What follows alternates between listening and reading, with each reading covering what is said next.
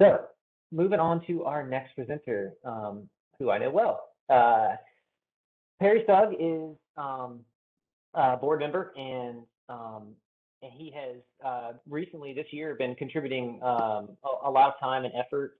He kind of took the reins of one of our subcommittees, our Fig Buttercup or Ficaria verna subcommittee, and is here to talk today about the programs that we've been developed underneath that subcommittee, and the ways that we were able to access and utilize funds to enact some really important goals of ours regarding Fig Buttercup. So Harry, take it away.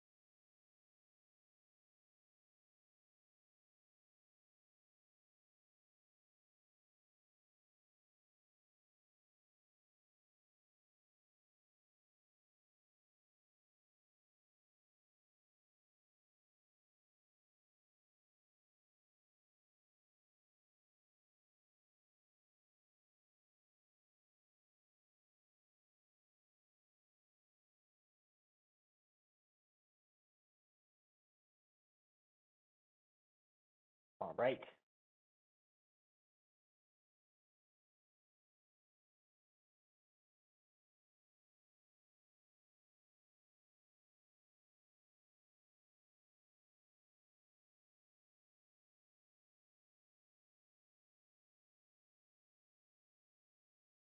Bear with us as we get through a little bit of technical difficulty here.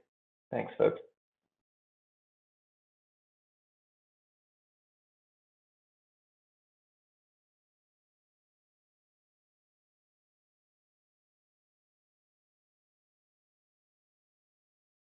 Just need to drop into slideshow mode.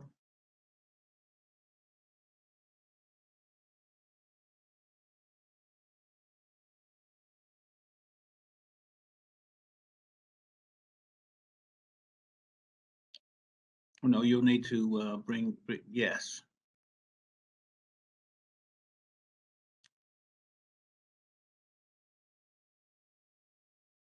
All right. Looks like we got it, Perry.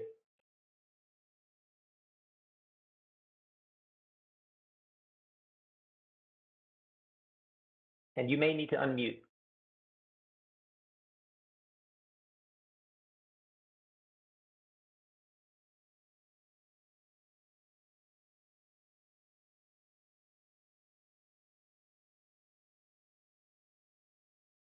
I can't bring up my screen.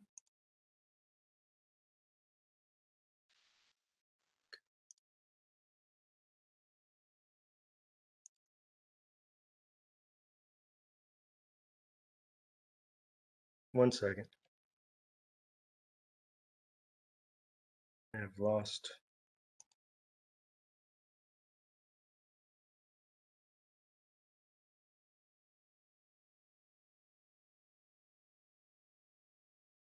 Perry, we can see your presentation up, just so you know. Yeah, but you can't hear me. I can Yes. now. Yeah. Oh, you can? Okay, good. Yeah. It's now picked up. All right, good. The application just went away though. Yeah. Okay, So go ahead. now you're back. Start your slideshow from the beginning.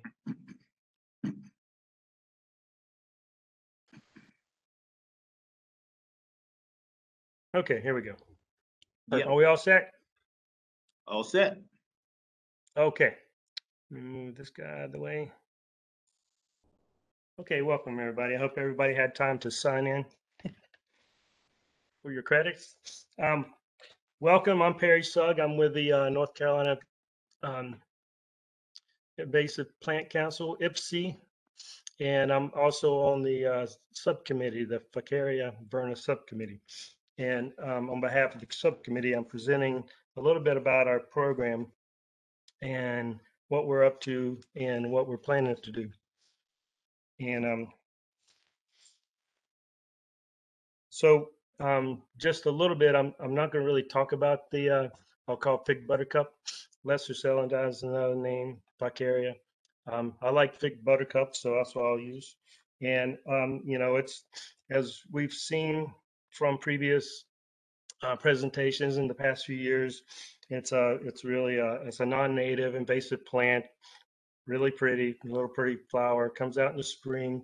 Um, and here in North Carolina and South Carolina, has recently come on the radar as a problem, kind of transitioning from isolated populations and, and, and into a really aggressive, invasive for bottomland plant ecosystems and threatening all that along with it.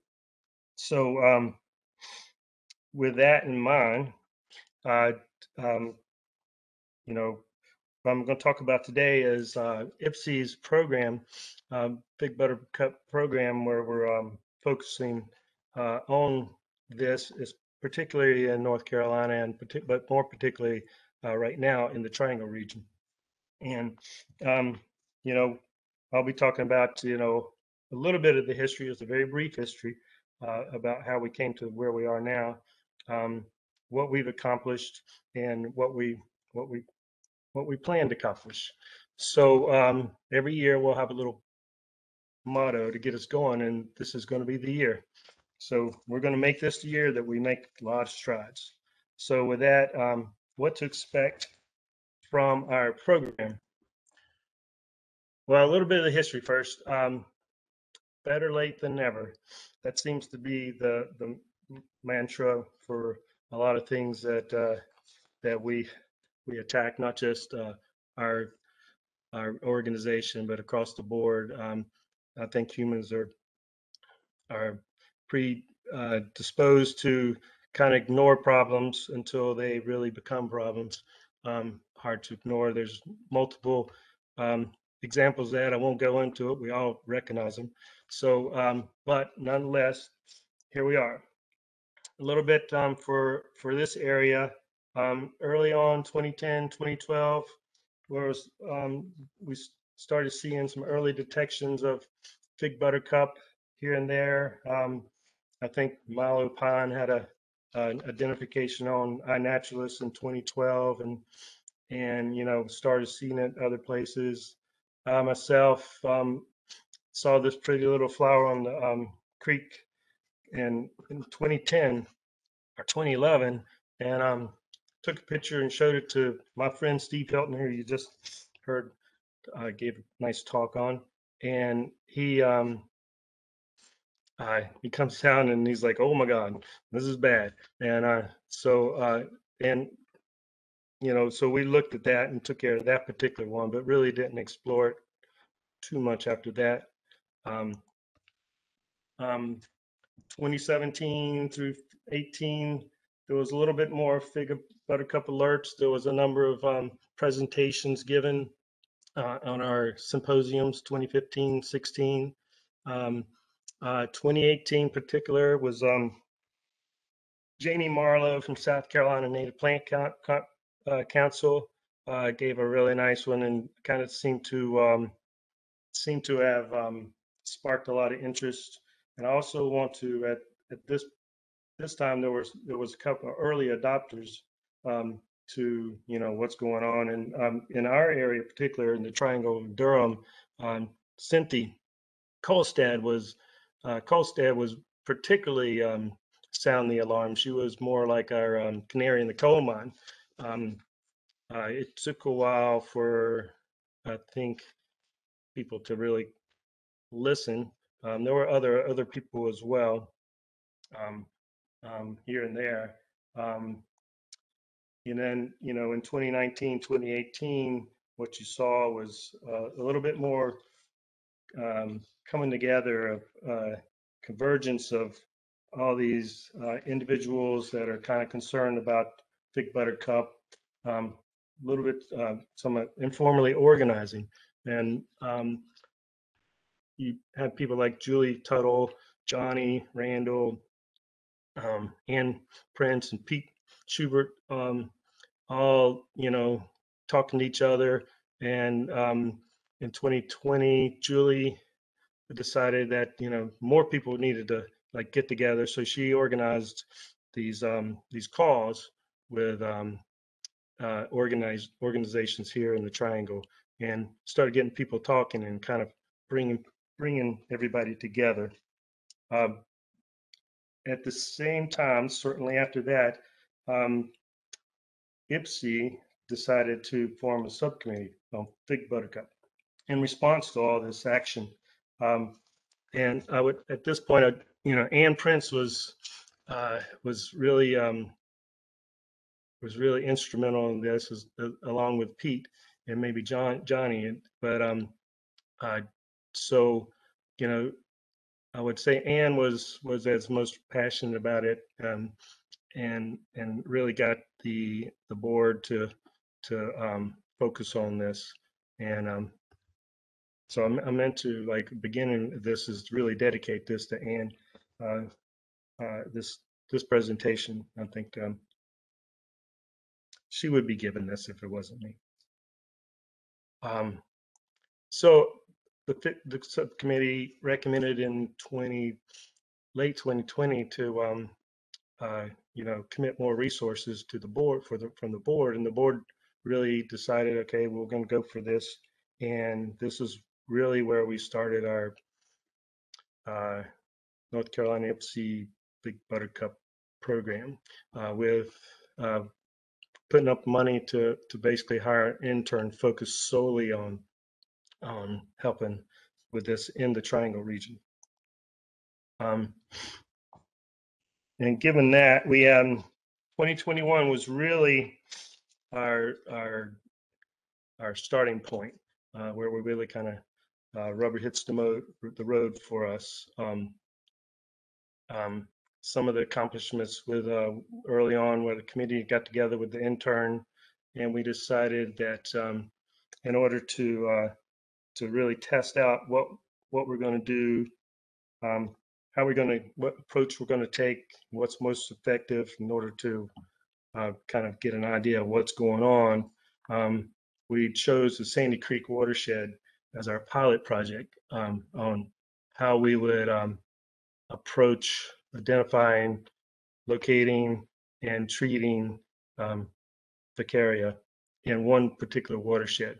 So with that, we took off, and there was already some previous work done in this area, kind of ad hoc by the committee. So that helped with identifying that. And the Sandy Creek watershed offered us kind of a variety of stakeholders based on land ownership. That was the Durham City Parks, Duke University had a big part, properties that were in this. There were institutional properties, commercial properties, homeowner associations, individual residential properties, and also apartment complexes. So they all offered a test on how you would go about contacting people for permission, not only to look for property, look for the Fig Buttercup, but also to get permission to treat, which these are all big hurdles, because the biggest thing is, if you know where it is, then you can test it, you can treat it. But without knowing where it is, it doesn't look like it's there, which posed another problem with kind of misleading thing. We thought we knew where it was, and we were looking for the source in this particular watershed. But as we got more into it and were able to investigate the area a little more, we realized that we were somewhat naive about thinking there was a particular mother lode, when there actually a number of sources. So so that was a lesson to learn. It's a much bigger problem than we thought. So part of the project, in Emma Rast was our intern, and she did we couldn't have asked for a better intern on this. And so she did a lot of the landowner outreach to, identifying the owners, contacting them, getting permission, and we were able to get in, map new populations, look for new areas, and that was more of our subcommittee. And then go out and do some field treatments. And as you all know, this is all like a span of time, and it's all volunteers. So you're always trying to match schedules with the weather and this short window of opportunity to treat. So, and also get permission. One of the big outcomes from our first year and our internship was we purchased Esri's ArcGIS product, and we developed a GIS web map tool for volunteers. It's really, we realized that communicating by email, text, etc., and creating like snapshots of maps of where things are and stuff was highly ineffective and kind of confusing. So we developed this tool as a means to track field efforts, to track locations at a one-stop shop place where volunteers could go and check in and see what was going on, add data, and who was involved, and all kinds of things. So we tested it out with our subcommittee on the Sandy Creek Watershed Project, and we think it's a good product or good tool to use. And one of the things for this, we will be sharing this tool that other organizations can either use as is or create something like it if it fits their management style and stuff. Another application that we created was a web app viewer, which is find Fig Buttercup near you. And this is more for the general public, and this will be up on our website, where it's a map viewer where somebody goes, you type in your address, and you can see in your area of interest, what's around you as far as Fig Buttercup, where they've located. Basically brings in iNaturalist data and overlays it on a base map that has a lot of features on it, streams and building footprints. You can see your house, no parcels or anything like that. So we think that this will be very useful for the general public to kind of that are interested in, finding it, looking for it around them, around their area. Is it around their area? Where to look for it and stuff like that. I would tap into it, but I'm afraid if I go to the website, it would cause a problem. But if you just Google find Fig Buttercup near you, it'll go right to the web app viewer, and you can play around with it. Also, in 2021, last year, we were able to expand on our partnerships and become a partner. IPC is as much a partner as any of these other organizations, and communicating what we're doing, what they're doing, and sharing ideas. And a lot of this really goes back to the phone conference calls that Julie Tuttle had started. But all these areas have problems. This is all triangle. As I said, we focus on the triangle. Now, 2022 is coming up. Our goal is to really get prepared for it before we got into the heat of the battle. Last year, I think what we were trying to create systems and modes and communication and, data collecting. At the same time, we were trying to get out and out on the field and do some actual treatments. So a little bit stepping over each other. We got a lot done last year, but our goal this year is to be a little bit better prepared with having priorities and being ready to go out and know who to contact as far as landowners and such, and how we could respond, and also working and facilitating communication amongst all the Triangle area partners that are doing this work. You know, so one of the biggest things we're going to again ask the board to support Ficaria verna partner internship starting in early January, lasting through April. And really, this internship would pick up where Emma left off last year, and help facilitate all the work that's going to need to be done during this short season. So we will be, if we get approval from the board for the funding, we will be advertising for somebody, soliciting, candidates, and hopefully by mid-December, late December, we will have somebody ready to go right off in early January. We're going to create a Fig Buttercup webpage up on our website. We really hope that this will be a kind of a one-stop platform for information.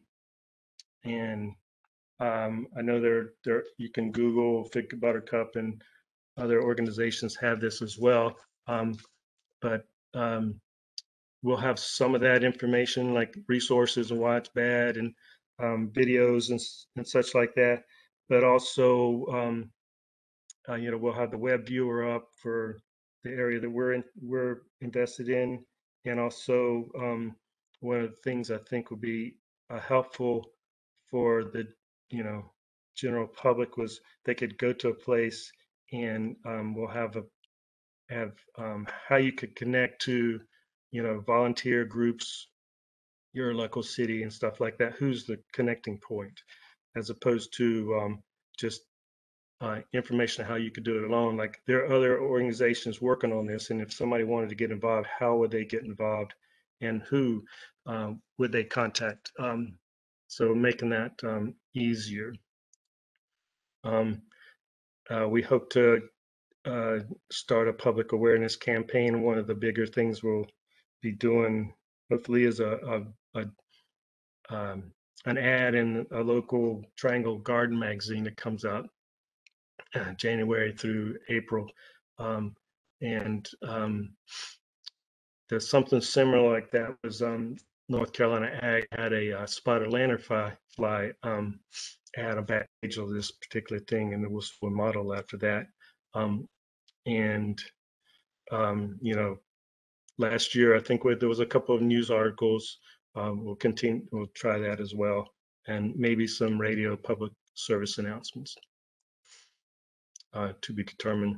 And our subcommittee will return to Sandy Creek and follow up on all that with field treatments and more recon and mapping, et cetera. And in addition, IPC will continue our support in our local partners, however that manifests, whether it's coalescing the data that's coming through iNaturalist, or partner with awareness campaigns. And we will look into how to tap into landscaping firms that are actually doing yard work, and maybe seeing how we could how they could become more aware of this particular weed, and maybe they could treat it like they would dandelion or such like that. So that kind of wraps it up for the Big Buttercup program for IPC. And if you need to contact us about Big Buttercup, here's the email address, bigbuttercupnc at gmail.com, and you can always go to the website as well. And coming soon, hopefully by the end of December, if not earlier, we'll have the Big Buttercup webpage up and be working on that as well. Before I leave, I do want to acknowledge the subcommittee and the who's really kind of driving force behind all this for the board, and Johnny Randall, Pete Schubert, George Morris, Bob Gale. Right now, we're and I are on the subcommittee. As I said, Ann was a big part of this subcommittee as well. So I guess we will all dedicate this particular season to her and get it done. That's it. Awesome. Perry, thanks so much. That was a really good presentation about what we've been doing.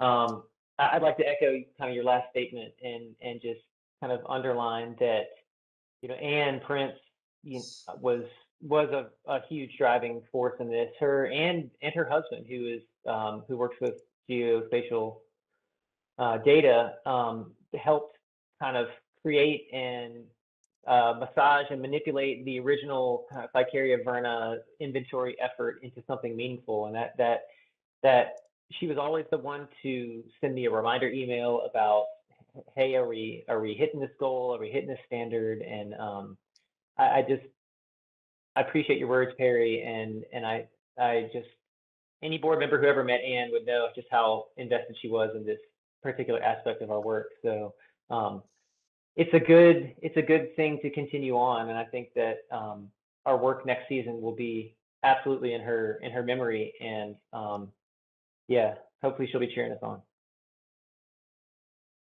All right, well, we are going to move into our last